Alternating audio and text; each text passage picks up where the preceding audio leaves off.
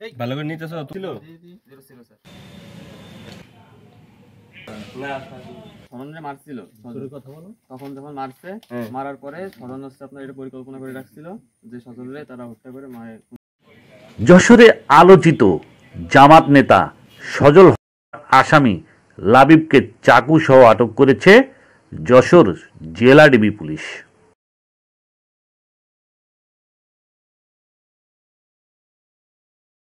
নাম কি? আরিফুল ইসলাম তপু। তোমার নাম তপু? জি স্যার। এইদিকে এই পাশে কিভাবে হয়েছিল ঘটনা গতি? স্মরণে মারছিল তখন যখন মারছে মারার পরে স্মরণ হচ্ছে আপনার এটা পরিকল্পনা করে রাখছিল যে সজলরে তারা হত্যা করে মায়ের খুন করে। কি নিয়ে মারছিল? চাকু দিয়ে মারছিল স্যার। কি নিয়ে কি কারণে মারছিল? মারছিল স্মরণে থাপ্পড় মারছিল। তাই কি কারণে? এটা হচ্ছে রবিনরা আর স্মরণরা ওই সজলদের একটা আত্মীয় ওনাদের হচ্ছে ব্যাগ চেক দিছিল বিনা কারণে। কতদিন আগে? এটা 18 থেকে হত্যার 18 দিন মতন।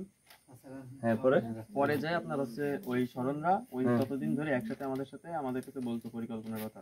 হ্যাঁ পরে যায় ওই 18 দিন পরে যায় আমার কাছে দুপুরবেলা ফোন দিয়ে বলছিল যে চাকু তুই এদিক ওদিক ম্যানেজ কর আর আমি ম্যানেজ করতেছি করে তারপরে এই কাজটা করবো।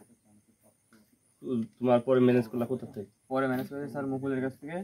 আর ওই কপিল আনছিল। মুকুলের কাছ থেকে কয়টা? মুকুলের কাছ থেকে একটা স্যার। আর কপিল আনছিল দুটো। আর ইজাজ একটা দিছিল। ইজাজ? জি। ইজাজের বাড়ি কোথায়? ইজাজের বাড়ি হচ্ছে ওর বাসাটা সঠিক চিনি না, মানে আমার এই যে আরেকটা ছোট ভাই আছে চাচতো ভাই এই খড়কি মুকুলের বাড়ির পাশে বাসা সাইম ওর বন্ধু, ওর মাধ্যমে ওর সাথে যোগাযোগ ছিল। চারটে অস্ত্র নিয়ে না? জি। গত 4 নভেম্বর একাধিক ছুরিকাঘাতে নির্মমভাবে হত্যা করা হয় যশোর আরিফপুর ইউনিয়নের খোলাডাঙ্গা এলাকার স্যানিটারি ব্যবসায়ী আমিনুল ইসলাম সজলকে।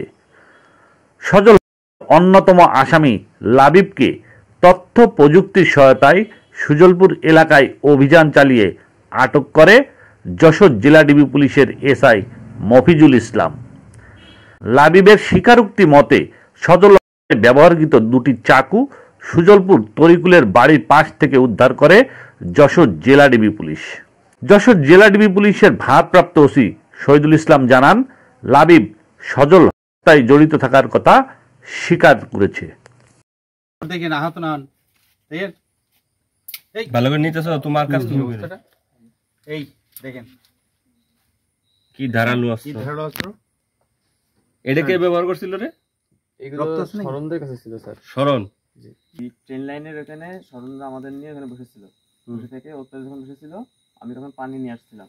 আসতে তখন দেখি যে স্মরণ, ইমন আর রবিন এরা হচ্ছে দৌড় মেরে চলে গেছে ওদিকে। মেরে আমাদের বলছে যে দৌড়ো। তখন আমরা দৌড় দিছি। প্রথম স্টেপ করছে কেডা? প্রথম স্টেপ স্যার ওখানে দেখছি যে স্মরণ, ইমন আর রবিন ছিল। তারপরে হচ্ছে আমরা গেছি। আমি কপিল, তারপর হচ্ছে সাথে ছিল আরেকটা জয়, আমরা 3 জন গেছি। তারপরে ডাকু, রমজান, এরা 2-3 জন পিছন থেকে আসছে।